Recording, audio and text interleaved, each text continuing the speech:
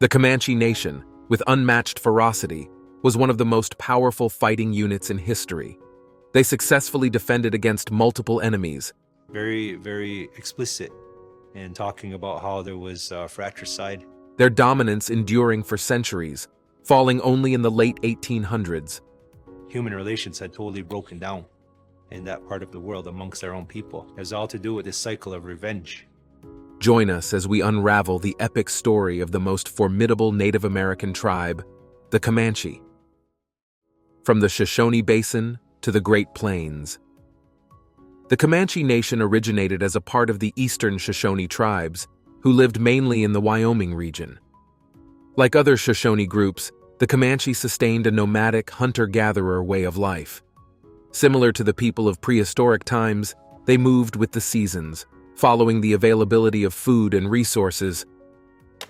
In the Great Basin region of the western United States, the Comanches lived as nomads, subsisting on hunting small game and foraging for roots and berries. Theirs was a hard and bleak existence, with neighboring tribes constantly running them out of their territory and driving them further south along the Rockies. They lagged behind their peers in terms of civilization and military might. While the Aztec Empire was building incredible cities and the Iroquois were developing a sophisticated civilization, the Comanches built nothing and had no permanent settlements. They were also not particularly aggressive, which might have had to do with the fact that they were not notably good warriors. This tribe was regarded as inferior beings and complete pushovers by their neighboring tribes. They were not good at agriculture, not adept in trade, and did not weave baskets or blankets or construct pottery. They also lacked a creation story and had minimal spiritual practices or religious ceremonies compared to neighboring tribes. In the highly stratified and contentious world of tribal hierarchies, theirs was as close to the bottom as one could get. Horses of change, the Comanche Revolution. The arrival of horses to the American continent in the late 17th century, brought by the Spanish conquistadors, would prove to be a turning point in the history of the Comanche Nation. They quickly recognized the potential of these incredible animals and demonstrated an innate understanding of how to master them. The Comanches became experts in breaking, training, riding, and fighting with horses, transforming their entire way of life in the process. The acquisition of horses drastically altered Comanche culture, revolutionizing the life of the tribe as they rapidly evolved into mounted, well-equipped, and powerful people. Their new mobility allowed them to leave their mountain home and the Shoshone neighbors, moving on to the plains of eastern Colorado and western Kansas. This migration marked the beginning of their ascension to becoming the dominant force on the southern plains. They took to using horses to such a degree that anthropologists believe they parted ways with the Shoshone and moved south to search for more horses instead of moving in search of more buffalo herds. The horse became the defining element of their way of life, giving them a tactical advantage over other tribes who had not yet acquired these animals.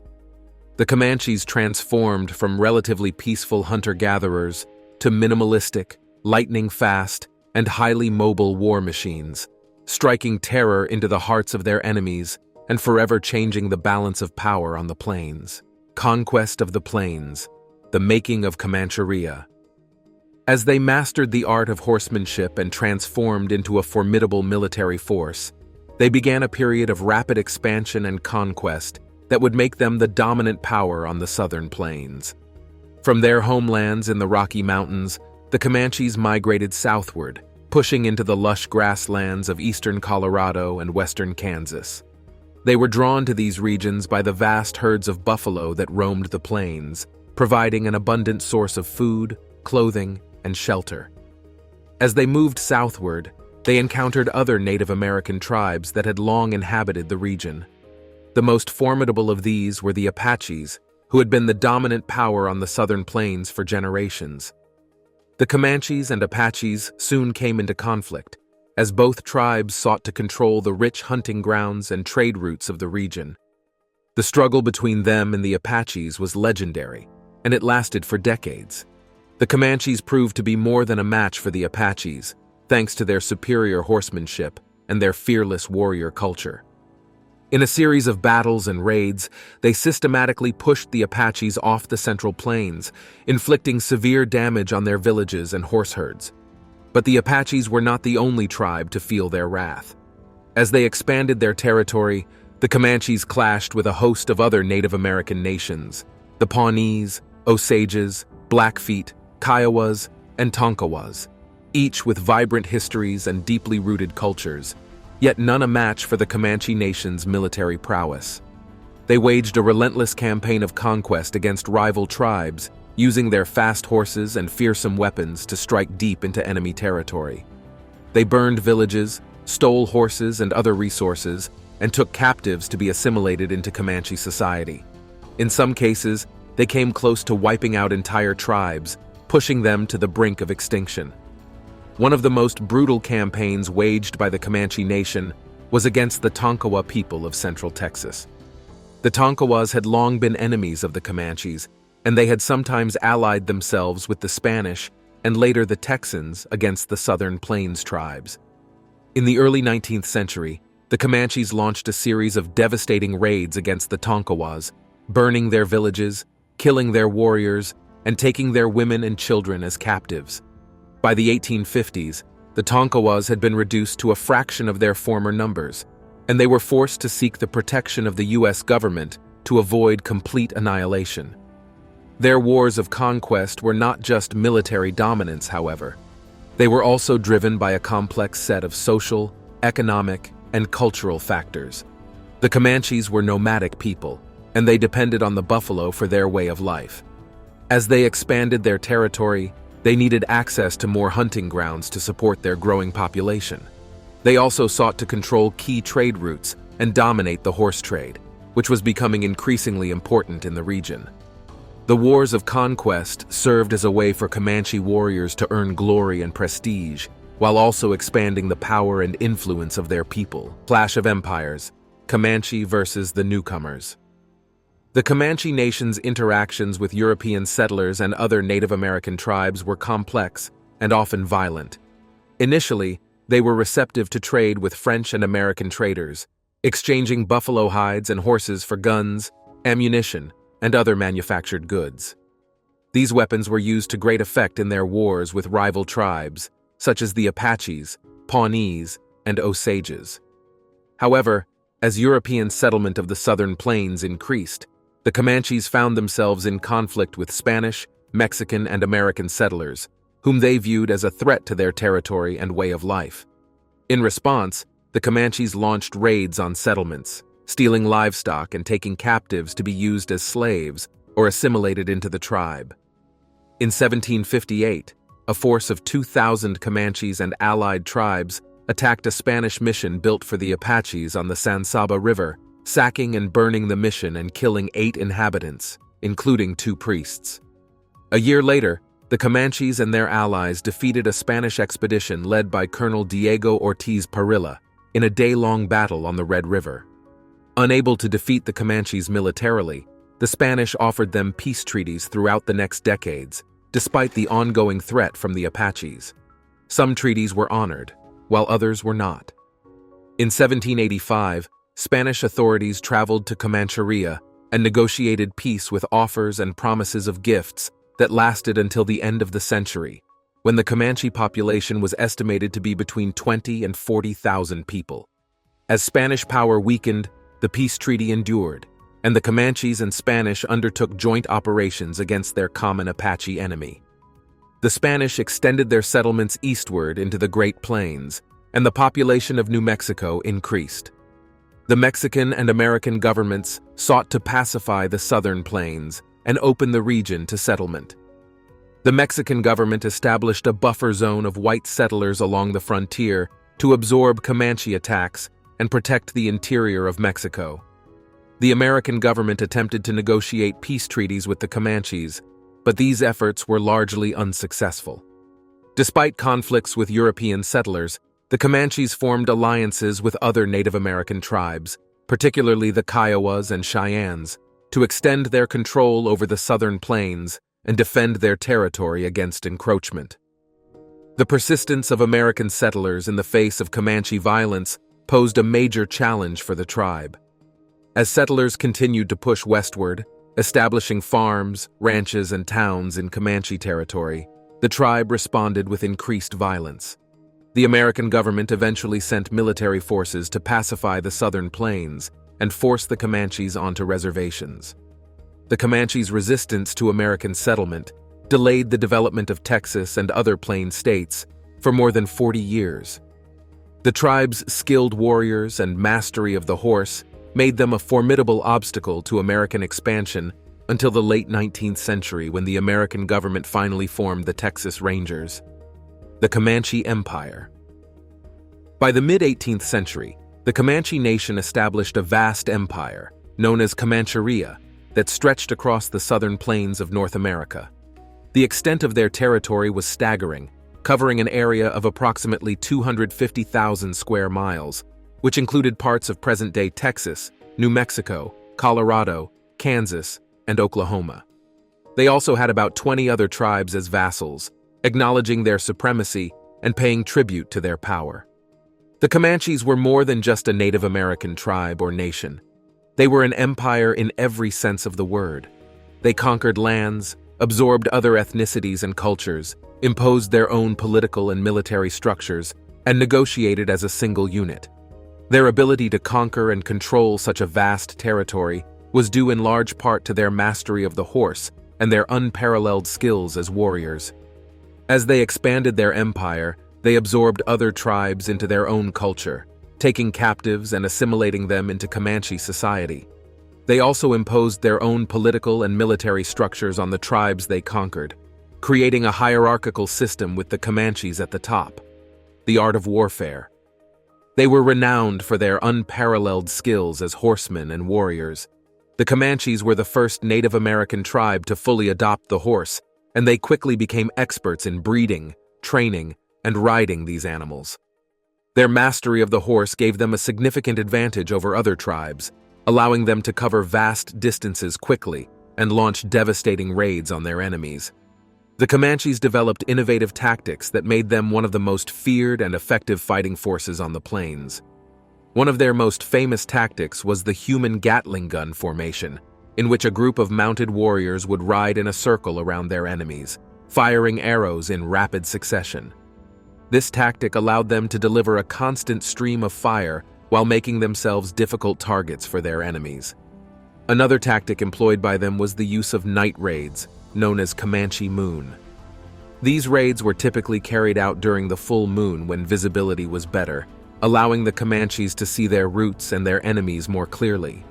They would attack settlements and camps, stealing horses and other valuable resources, and taking captives to be used as slaves or to be assimilated into their tribe. Their reputation for savagery in combat was well-deserved. They were known for their brutality and their willingness to torture and kill their enemies. The Comanches saw warfare as a way of life, and they placed a high value on bravery and ruthlessness in battle. This reputation struck fear into the hearts of their enemies and helped to maintain their dominance on the plains. The effectiveness of the Comanches' mounted warfare tactics was such that even the most advanced weapons of the time, such as single-shot muzzle-loading rifles and pistols, were largely ineffective against them. Their ability to move quickly and launch attacks from multiple directions made them difficult targets for soldiers armed with these weapons. It wasn't until the introduction of repeating rifles and other more advanced firearms that the U.S. military was able to effectively counter their tactics and bring an end to their empire. Beyond the raid, the Comanche culture. Their society was centered around warfare and the warrior ethos. From a young age, boys were trained in the arts of horsemanship, hunting, and combat, with the goal of becoming skilled warriors and contributing to the tribe's military power. The Comanches placed a high value on bravery and ruthlessness in battle, and warriors who distinguished themselves through their courage and their success in combat were held in high esteem. They had a relatively simple social structure, with few religious practices or social organizations. They did not have a complex system of government or a hierarchical society like some other Native American tribes.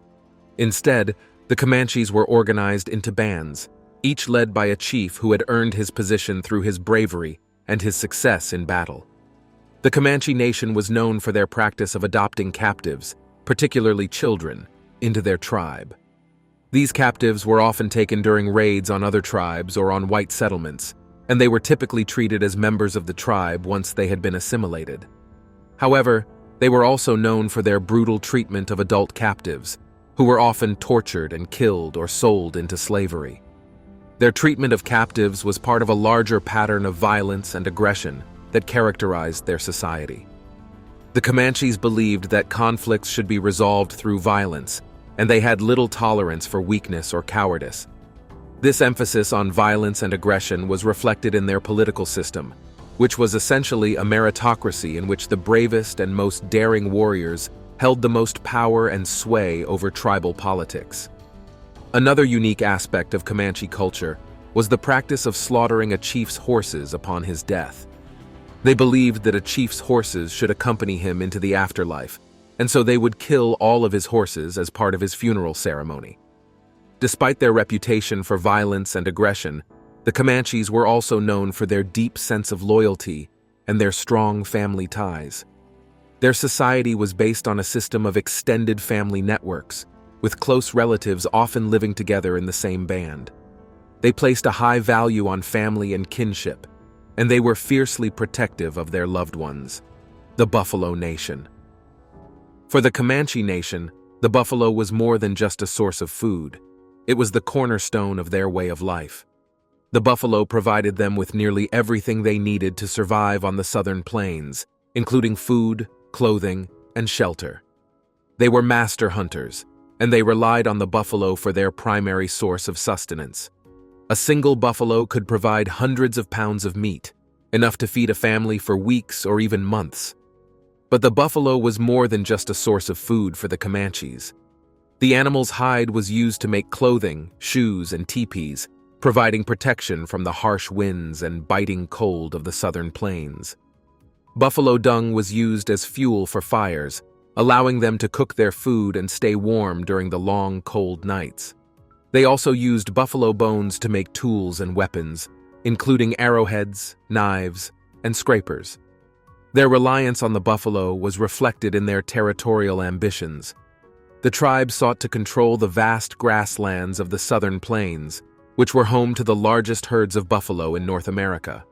They used their mastery of the horse to hunt the buffalo more efficiently than any other tribe, and they fiercely defended their hunting grounds against encroachment by other Native American tribes and European settlers.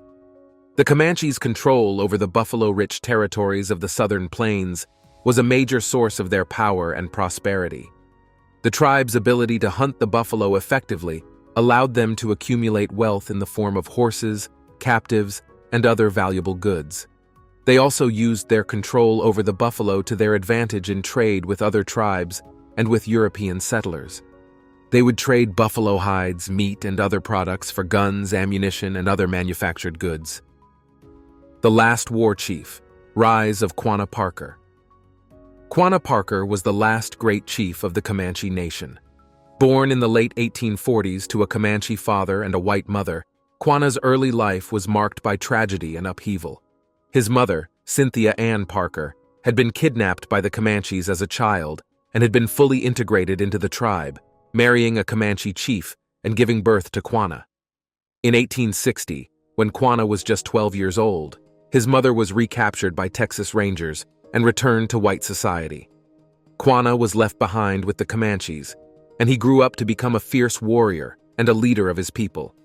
He quickly rose through the ranks of Comanche society, earning a reputation as a skilled horseman and a fearless fighter. As the Comanche Nation faced increasing pressure from American settlers and the U.S. military, Quanah emerged as one of the tribe's most important leaders. He led a band of warriors in a series of raids and battles against white settlers and soldiers, earning a reputation as a formidable opponent. He was the leader of the Comanches in the Red River War of 1874, which was one of the last major conflicts between them and the U.S. military. The Red River War began when the Comanches, along with their Kiowa and Southern Cheyenne allies, attacked a group of buffalo hunters at the Adobe Walls trading post in the Texas Panhandle. The attack was repelled by the well-armed hunters, and the U.S. Army responded with a massive military campaign to crush Comanche resistance once and for all. Under Quanah's leadership, the Comanches fought bravely against the superior numbers and firepower of the U.S. Army. They used their traditional hit-and-run tactics, striking quickly and then disappearing into the vast expanse of the southern plains. However, the Army's relentless pursuit and the destruction of the Comanches' winter food supplies eventually took their toll. In the Battle of Palo Duro Canyon, the Army attacked a large Comanche village, capturing over 1,000 horses and destroying the tribe's winter stores of food and supplies. Faced with starvation and the prospect of a long, bitter winter, many Comanche bands began to surrender to the Army. Quanah and his followers held out until June 1875, when they finally surrendered at Fort Sill in present-day Oklahoma. The Red River War was a devastating defeat for the Comanches, and it marked the end of their long resistance to American expansion on the southern plains. Despite the defeat of the Comanche Nation, Quanah Parker remained an important leader and advocate for his people. He used his influence and his knowledge of both Comanche and white society to negotiate with the U.S. government and to secure better treatment for his people on the reservation. He encouraged them to adopt white ways, including farming and ranching, and he worked to establish schools and other institutions that would help the tribe adapt to life in the modern world. Disease, settlers, and surrender. The fall of Comancheria. The defeat in the Red River War was the last nail in the coffin of the Comanche tribe's campaign. However, the decline of the Comanche Empire was a gradual process that began in the mid-19th century and was fueled by disease, encroachment by settlers, and military pressure from the United States government.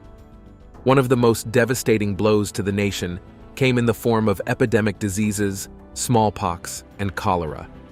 These diseases, which were introduced to the Americas by European settlers, spread quickly through Comanche communities, killing thousands of people and weakening the tribe's ability to resist outside pressure. They had no natural immunity to these diseases, and their traditional healing practices were often ineffective against them. Between 1817 and 1849, two major smallpox epidemics swept through Comanche territory, reducing the tribe's population by as much as half. At the same time, American settlers were increasingly encroaching on Comanche lands, drawn by the promise of cheap land and abundant natural resources. The Comanches fiercely resisted this encroachment, launching raids on American settlements and attacking settlers who ventured too close to their territory. However, the sheer numbers of American settlers, combined with their superior technology and military power, made it increasingly difficult for the Comanches to hold on to their lands. In response to the growing threat posed by American settlers, the United States government began a concerted effort to confine the Comanches and other Native American tribes to reservations. The government saw reservations as a way to pacify the tribes and open up their lands to American settlement, and it used a combination of military force and diplomatic pressure to achieve this goal. In 1867, the United States signed the Medicine Lodge Treaty with the Comanches and several other Southern Plains tribes, which required them to give up their traditional lands and move onto reservations in present-day Oklahoma. Despite the treaty, many Comanches refused to give up their way of life and continued to resist American encroachment. To tackle them, a force was formed known as the Texas Rangers, a paramilitary force that was tasked with protecting American settlers and pacifying the Southern Plains. The Rangers were known for their skill as horsemen and their expertise in frontier warfare, and they played a key role in the military campaigns against the Comanches and other Native American tribes. The Rangers developed new fighting styles and tactics to counter the Comanches' mounted warfare, including the use of long-range rifles and the tactic of cutting sign, which involved tracking and pursuing Comanche war parties across the vast expanses of the Southern Plains. Despite their bravery and military prowess, the Comanches were ultimately unable to resist the combined pressure of disease, American settlement, and military force. In 1875, a group of Comanche warriors led by Quanah Parker surrendered to the United States at Fort Sill, Oklahoma. Quanah's surrender marked the end of the Comanche's existence as a free and independent people, and the beginning of a new era in which the tribe would be confined to reservations and subjected to the assimilationist policies of the American government. Reservation to resurgence, the modern Comanche Nation. After their surrender to the United States Army, the Comanche Nation was confined to the Fort Sill Reservation in present-day Oklahoma. Life on the reservation was a far cry from the tribe's traditional way of life on the southern plains, and the Comanches struggled to adapt to the new realities of their existence. On the reservation, the Comanches were subjected to the assimilationist policies of the American government, which sought to erase their traditional culture and identity and replace it with Euro-American values and ways of life. The government established schools on the reservation that were designed to civilize Comanche children and prepare them for life in American society, and many Comanche families were pressured to abandon their traditional ways and adopt American customs and practices. Despite these pressures, however, the Comanches managed to preserve many aspects of their traditional culture and identity. The tribe continued to practice many of their traditional ceremonies and rituals, and they maintained a strong sense of community and kinship that helped them to weather the challenges of reservation life. In 1901, the United States government passed the Jerome Agreement, which allotted individual plots of land to Comanche families and opened up much of the reservation to non-native settlement. The agreement was a disaster for the Comanches, as it led to the loss of much of their remaining land and the further erosion of their traditional way of life. Many Comanche families were forced to sell their allotments to non-native buyers, and the reservation quickly became a patchwork of native and non-native land ownership. Despite these challenges, the Comanche Nation has managed to survive and even thrive in the modern era. During World War II, many Comanches served in the United States military, and some even used their native language as a secret code to transmit messages that the Germans were never able to crack. The Comanche Code Talkers, as they came to be known, played a vital role in the Allied war effort and helped to bring about the defeat of Nazi Germany. In the decades since World War II, the Comanche Nation has experienced a resurgence of cultural pride and political activism. In the 1960s and 70s, Comanche leaders began to push for greater tribal sovereignty and self-determination, and they established a tribal government that has become a powerful force in Oklahoma politics and beyond. Today, the Comanche Nation has a population of over 17,000 enrolled members, with many more Comanches living throughout the United States and around the world. Despite the many challenges that the Comanche Nation has faced over the centuries, the tribe has managed to preserve its unique cultural heritage and identity. Comanche artists, musicians, and storytellers continue to keep the tribe's traditions alive, and the Comanche language and ceremonies are still practiced by many members of the tribe. The Comanche Nation also maintains a strong presence in Oklahoma, with a tribal headquarters in Lawton and a thriving community of Comanche-owned businesses and organizations. Thanks for watching, and we'll see you in the next one.